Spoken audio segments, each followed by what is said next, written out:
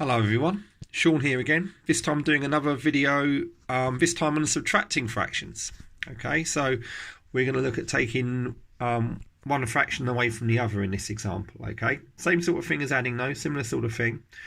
I've got 2 over 3 take away 2 over 7.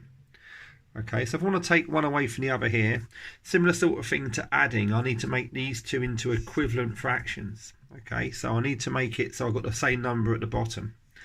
Now, if I'm going up in 3s and I'm going up in 7s, I want the first number that appears in both times tables. A bit similar to adding, yeah? Similar sort of thing on a previous example.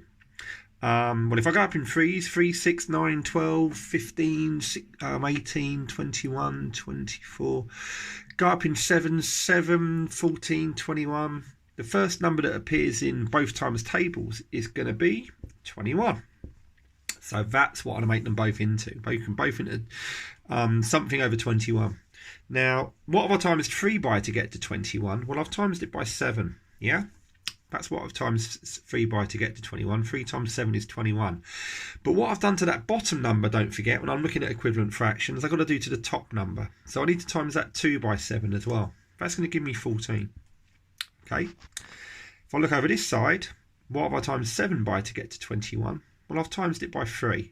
Yeah, because 3 7s are 21. But if I've times the bottom number by 3, I'm going to have to times that top number by 3 as well. And 2 times 3 is going to give me 6. Now I've got two fractions with the same number at the bottom, the same denominator, and I can take one away from the other. Now 14 take away 6 is going to give me 8, and all of that's still over 21. So my final answer is going to be 8 over 21. Thank you.